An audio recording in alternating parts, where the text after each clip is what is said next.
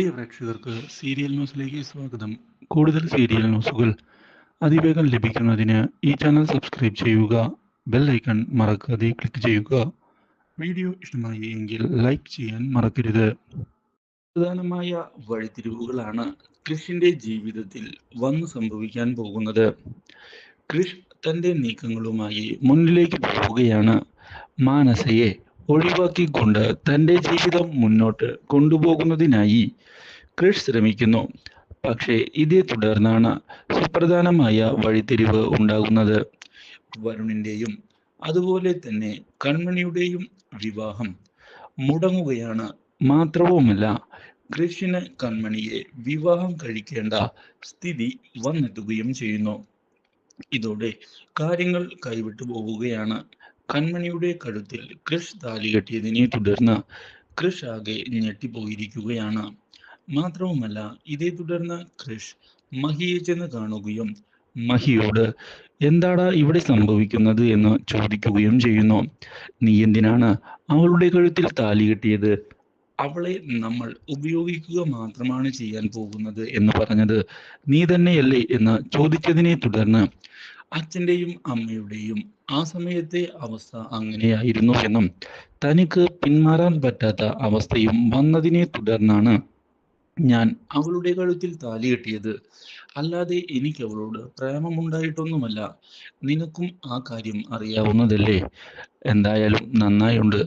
നല്ലൊരു ജൂനിയർ മാൻഡ്രേക്കിനെയാണ് നീ എടുത്ത് തലയിൽ വെച്ചത്. അവളുടെ ജാതകദോഷത്തിന്റെ കാര്യം നിനക്ക് അറിയാവുന്നതല്ലേ. ഞാനായി ഇനി അത് പറഞ്ഞു തരേണ്ടതുണ്ടോ? ഈ കാര്യവും ചോദിച്ചതിനെ തുടർന്ന് ആടാ, എനിക്കും ഇപ്പോൾ പേടിയുണ്ട്. മാത്രവുമല്ല, ഇതിപ്പോൾ വെളുക്കാൻ തേച്ചത് പാണ്ടായി എന്നുള്ള അവസ്ഥയാണ്. ഞാൻ അവളെ ഇവിടേക്ക് വന്നത് തന്നെ ആ മാനസയെ എൻ്റെ ജീവിതത്തിൽ നിന്ന് ഒഴിവാക്കാനാണ്. ഇപ്പോൾ മാനസ ഒഴിവായി എങ്കിലും ഇവൾ എൻ്റെ തലയിലായിരിക്കുകയാണ്. അതുകൊണ്ട് തന്നെ ഇനി ഞാൻ എന്തു ചെയ്യും? ആ ചോദ്യം മാത്രമാണ് മുന്നിൽ ബാക്കിയാകുന്നത്. ഇവളെ എങ്ങനെ എൻ്റെ തലയിൽ നിന്ന് ഒഴിവാക്കും? ഇനി ഇവൾ വീട്ടിലെയും കാര്യങ്ങൾ ഏറ്റെടുത്തുകൊണ്ട് മുന്നിലേക്ക് പോവുകയും ചെയ്യുകയാണ് എങ്കിൽ പിന്നെ പറയുകയും വേണ്ട. ഒരു പ്രശ്നം നിന്റെ ജീവിതത്തിലേക്ക് ഇപ്പോൾ കയറി വന്നിരിക്കുകയാണ്.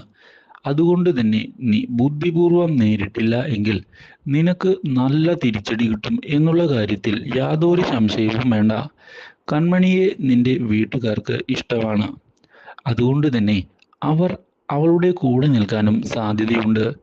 നീ പെട്ടുപോകും മോനെ എന്ന് മഹി പറഞ്ഞതിനെ തുടർന്ന് എങ്ങനെയാടാ അവളെ വീട്ടിൽ നിന്ന് ഒഴിവാക്കുക? എൻ്റെ ജീവിതത്തിൽ നിന്നു തന്നെ അവളെ ഒഴിവാക്കേണ്ടത് എനിക്ക് അത്യാവശ്യമാണ്. അതിന് ഞാൻ എന്താടാ ചെയ്യേണ്ടത്? ഒരു പോംവഴി എത്രയും പെട്ടെന്ന് തന്നെ എനിക്ക് നീ പറഞ്ഞു തന്നേ മതിയാകൂ എന്ന് ആവശ്യപ്പെട്ടതിനെ തുടർന്ന് വിചാരിക്കുന്നത് പോലെ അത്ര എളുപ്പമുള്ള കാര്യമല്ല അത്. നീ ഒരു കാര്യം മനസ്സിലാക്കണം. അവളുടെ ജാതകദോഷം നിനക്കും തിരിച്ചടിയായിരിക്കുകയാണ്. ഇനി ഏക വഴി ഉള്ളത് അവളുടെ ജാതകദോഷം പറഞ്ഞ് അവളെ വീട്ടിൽ നിന്ന് പുറത്താക്കാൻ ശ്രമിക്കുക എന്നത് തന്നെയാണ്.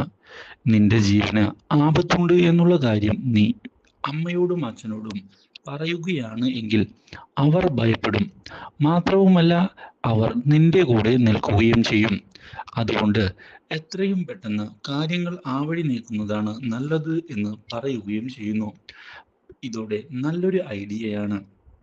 അങ്ങനെ അവളെ തൻ്റെ ജീവിതത്തിൽ നിന്ന് എന്നേക്കുമായി ഒഴിവാക്കാൻ സാധിക്കും എന്ന് ഉറപ്പിച്ചുകൊണ്ട് മുന്നിലേക്ക് പോവുകയാണ് ക്രിഷ്. ഇതിന്റെ ഭാഗമായി തിരികെ വീട്ടിലെത്തി അച്ഛനോടും അമ്മയോടും പണ്ട് പറഞ്ഞ ജാതകദോഷത്തിന്റെ കാര്യം ക്രിഷ് അവതരിപ്പിക്കുന്നു.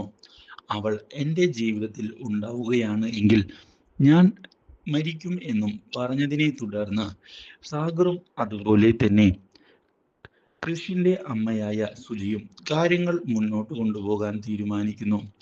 അവളുടെ കാര്യത്തിൽ എനിക്കും പേടിയുണ്ട് എന്ന് സുജ ഇതേ തുടർന്ന് സാഗറിനോട് പറയുകയും അതുകൊണ്ട് തന്നെ ജാതകദോഷത്തിന്റെ കാര്യം എന്തായാലും നമ്മൾ നോക്കേണ്ടത് തന്നെയാണ് എന്ന് അറിയിക്കുകയും ചെയ്യുന്നു. എത്രയും പെട്ടെന്ന് ജോത്സ്യനെ വിളിച്ചു വരുത്തി വേണം കാര്യങ്ങൾ ചെയ്യാനെന്ന് പറയുകയും ചെയ്യുന്ന അവർ ഇതേ തുടർന്ന് ജോത്സ്യനെ വിളിപ്പിക്കുന്നു. കൺമണിയുടെ ജാതകവും അതുപോലെ തന്നെ കൃഷിന്റെ ജാതകവും കൊടുത്തതിനെ തുടർന്ന് ജ്യോത്സ്യൻ കാര്യങ്ങൾ കൃത്യമായി നോക്കുകയാണ്.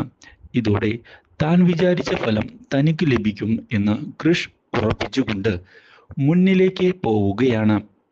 ഇതേ തുടർന്ന് ഈ ജാതകകാരി വീട്ടിലുണ്ടോ എന്ന് ചോദിച്ചതിനെ തുടർന്ന് ഉണ്ട് എന്ന് സുജയും അതുപോലെ തന്നെ സാഗറും വ്യക്തമാക്കുന്നു.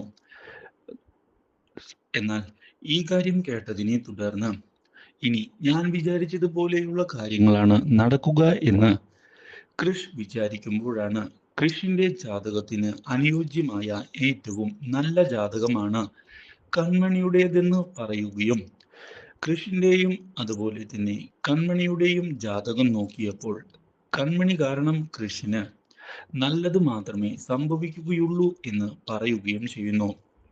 മാത്രവുമല്ല, കുടുംബത്തിന്റെ അഭിവൃദ്ധിക്കും അവൾ കാരണമാകും എന്ന് ജ്യോത്സ്യൻ ഉറപ്പ് നൽകുകയും ചെയ്തത് കൃഷിന് അപ്രതീക്ഷിതമായ തിരിച്ചടിയാകുന്നു.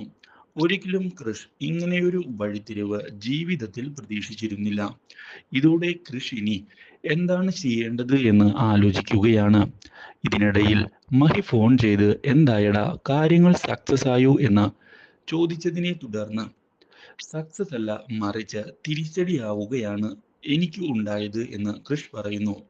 മനസ്സിലായില്ല, എന്താടാ കാര്യം, എന്താടാ അവിടെ നടന്നത് എന്ന് ചോദിച്ചതിനെ തുടർന്ന് എൻ്റെ ജാതകവുമായി ഏറ്റവും യോജിച്ചു പോകുന്ന ജാതകം കൺമണിയുടേതാണ്.